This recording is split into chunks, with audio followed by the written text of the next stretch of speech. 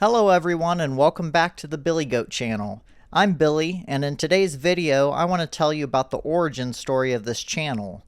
Later in the video I'll be showing off my biggest painting so far, and I'll also have some updates on where the channel and my creative journey will be heading in the near future. Let's go back to where it all started, March of 2019. I had just gotten married, gone on my honeymoon to St. Augustine, and visited a store in the downtown shopping district where I purchased a particular notebook. Upon returning home days later, I would use this new notebook to document my latest hobby, trying to develop my own video game. I didn't know anything about game development or programming. In fact, I didn't even have a PC at the time. I had to build one before I could download the Unity engine and start learning. But slowly, I made progress on the starting level of the epic gaming masterpiece I was imagining. Night after night, I would watch YouTube tutorial videos and tinker with C# scripts, feeling like a legitimate hacker in the Matrix whenever I finally figured out why a line of code wasn't working right. Like that one dude who chiseled the tunnel through the mountain with his bare hands, I continued work on my magnum opus into the year 2020. It was February, around Valentine's Day in fact, and I'd been struggling with implementing looting mechanics into my game.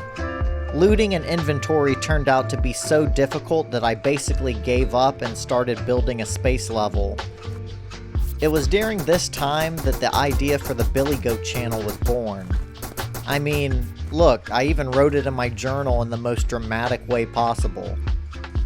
The billyGOAT channel was supposed to be a way to advertise my game development progress and share updates to a growing audience, but almost immediately, game development took a back seat to whatever random video idea I could come up with first. When I uploaded my first video in August of 2020, it was a comedy skit that had nothing to do with the game I was making. So, was my second video about my game?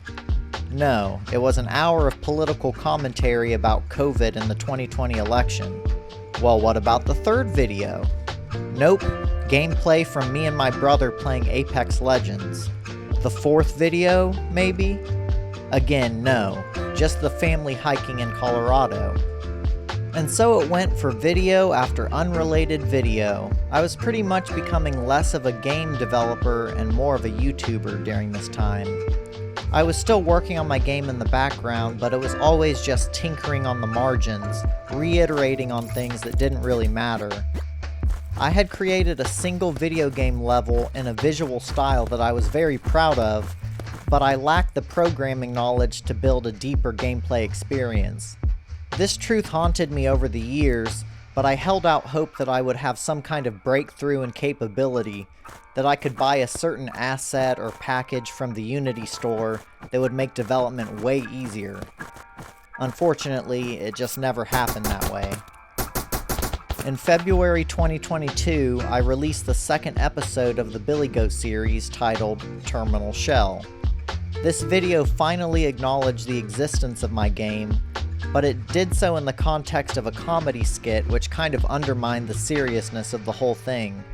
And as the narrator of the gameplay trailer in the episode, I pretty much came out and said what I felt about my game, which was that it would never be finished. Comes a brand new 2D sci-fi action-adventure platformer RPG that will most likely never see the light of day. Never see the light of day.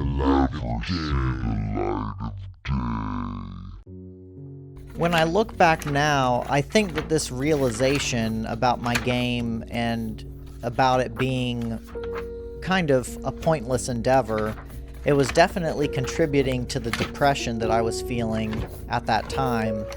I felt like nothing I did mattered, and the fact that I just devoted almost 3 years of my life to this project, only to reveal its existence in a way that instantly invalidated it, it just sucked. So a year went by and I released several more videos, none of which involved my game. Then a few months ago, back in February, I decided that it was finally time to make the video that I'd always meant to make. Finally time to fulfill the initial purpose of this channel.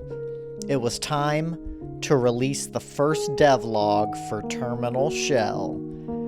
I drew up some background sprites for a new section of the level I'd been working on, recorded the entire process with OBS, and then I got completely stuck. My doubts were surging by the day, and instead of pushing through to release the devlog, I abandoned it to work on a new painting. And by the time I finished the painting, the ultimate truth had set in. I had lost the motivation to work on my game. Terminal Shell was, for all intents and purposes, a terminally ill project. It was time to lay my baby to rest, to yank the life support cord out of the wall, to take it out back and tell it to look at the flowers, and then choke it out from behind, going shh, shh, shh, as I gently lower it to the ground. Yes, what you're watching now is not a devlog. If anything, it's a death log. The final touches on a creative endeavor that had grown cold and stiff months before. And so, as a brief demonstration, the footage you've been watching shows the basic process for creating backgrounds in my game. This is probably the last time that I'm going to work on my game, at least for the foreseeable future. I've been really enjoying doing art lately. That's been my new obsession. I've completed 2 sketchbooks. I'm currently working on my 3rd. And also I've started to get more confident in tackling bigger pieces. So when the whole devlog plan backfired at the beginning of the year, I decided to make use of one of 2 large canvases that I've been saving. I had a vague idea for a colorful alien landscape. I had a 12-pack of Liquitex acrylic paints. I had plenty of brushes. What could possibly go wrong? Okay, so as you can see from this footage, I've already done some work on the painting at this point. And from here, I go ahead and put down this teal color for the ground.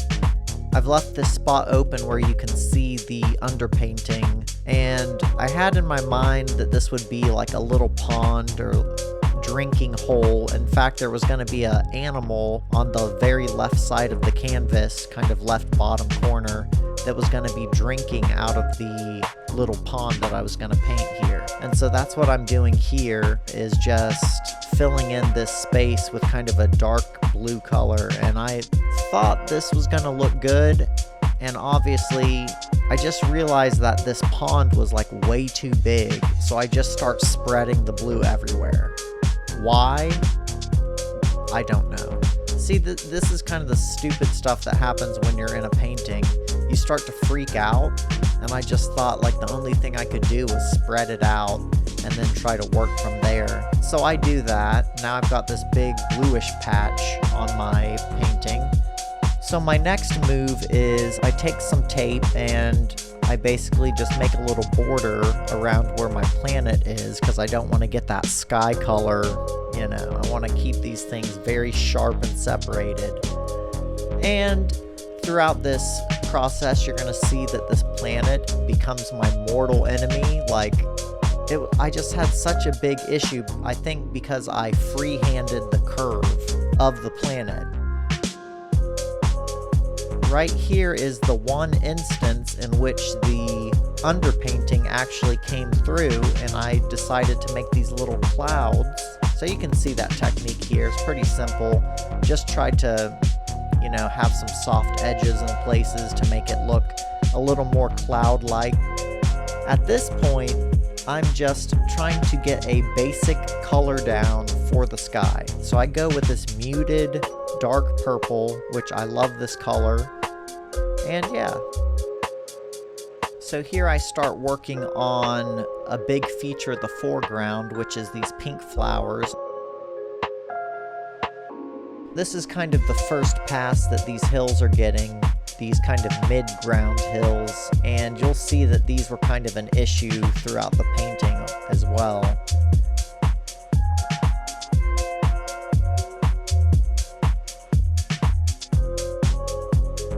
But here I go into the other feature of the foreground, and probably the focal point of the whole piece, which is the fruit of the twilight fruit. This was a fun part to do.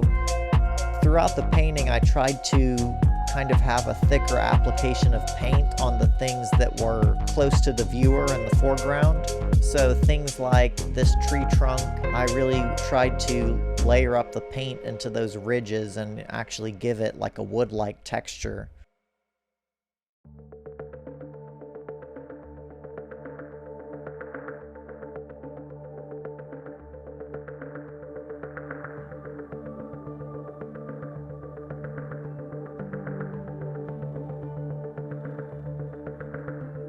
From this point, I go straight into the fruit. So I picked this kind of luminous orange color that I liked a lot, that I felt like it kind of stood out. And then I went over it with kind of a darker red orange to suggest the shadowy part of the fruit.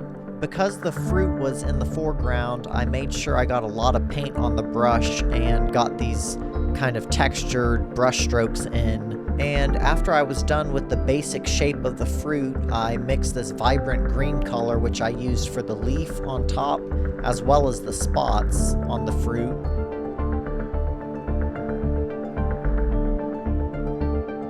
So here the fruit was pretty much finished. I didn't really add anything else to it for the rest of the painting. But I go through and I'm applying basically just a darker kind of crimson layer onto the pink plants. The ones in the very foreground are textured as well. I kind of wanted to go for like a wheat stalk or something. And for these distant hills, this is like a very dark green I'm using, almost a black. So here I'm using the dark green to add more depth and dimension to the mountains.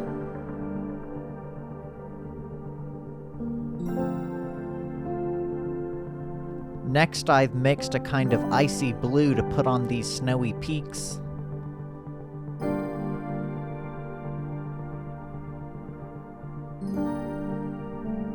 And of course, now I'm going to try to salvage this abomination of a planet with some white highlights. Nice, nice, cool, cool, cool. Hold on, let me add some stars. Lots of stars. So what you're about to see here is just a lot of me going back and forth about what to do with these hills. Like, I couldn't decide, should they just be the same color as the foreground, or should I try to put these pink highlights on them that are like, you know, reflected light from the planet. And I kept going back and forth, even though I knew that they just looked better dark. They looked better the same color as the foreground with maybe a little bit of a glint on the top. And eventually that's what I settled on, but I go on to make the same mistake later, so this isn't really even the end of the saga of these hills. And I also go in and apply a darker glaze here to basically add a little bit more separation between the foreground and the middle hills there. And once again, we return to the gas giant in the corner, because I have finally grown tired of seeing this ugly, dirty looking ball in the side of my painting. And so it becomes a nice pink planet. It was pretty simple. I feel what I did here. I didn't want to get too sucked into the detail on this planet. And, you know, part of it is I don't feel that comfortable doing detail work with paints. It always feels a little bit out of my control, whatever I'm doing, in a way. But this is how the planet turned out at the end, and I think it looks pretty good. I was feeling a little bit stuck. I was like, okay, I've got the fruit, I've got the planet fixed, but it still feels like it needs something else. So that's when I did this little reference sheet. So naturally, first thing I do is I start working on these little rocks. I'm using basically like a very light green color, very pastel. I meant for it to be like a gray, but honestly, this first layer is just more like a light green. but then I go on to add some shadows to the rocks that are kind of like a basic gray color.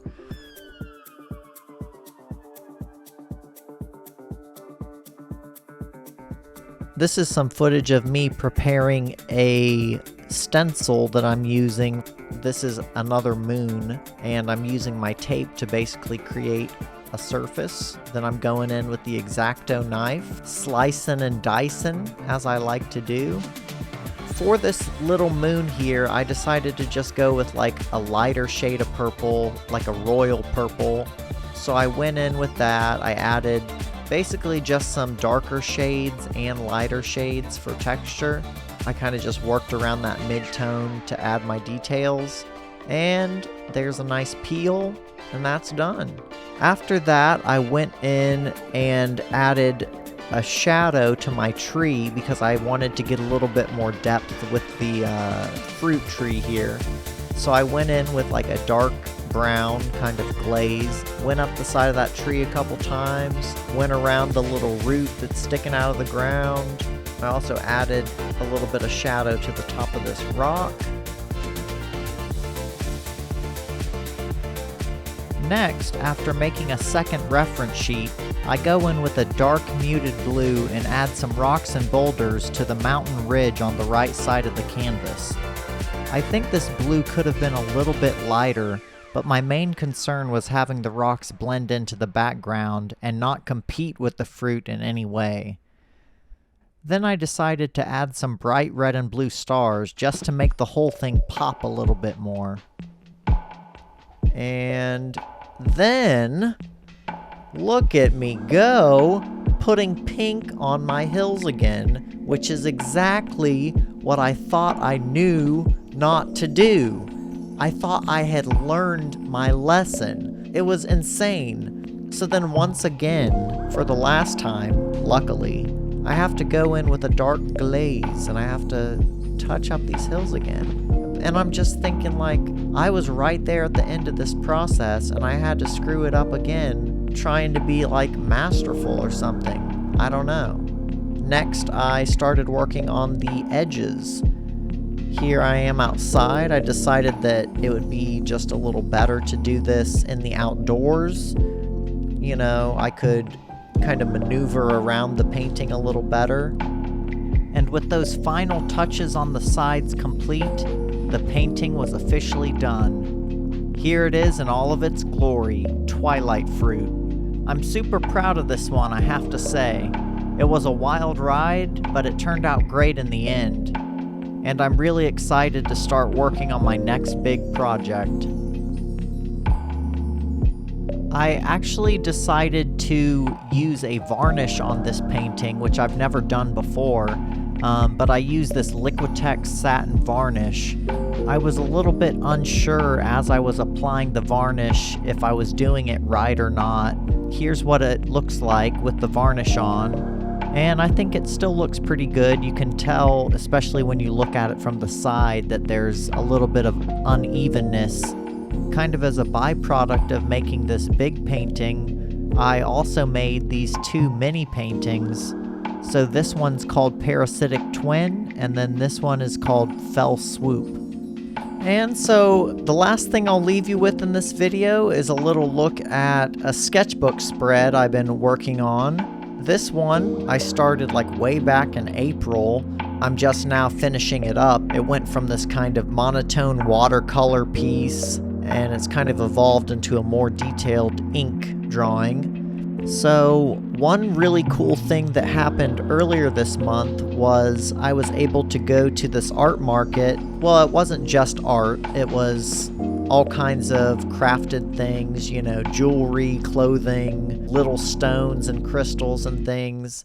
One of my favorite art YouTubers, Al, aka Lil Star Nerd, she had her booth set up there, and I ended up getting 3 prints of hers. I got a cool business card, I got some stickers.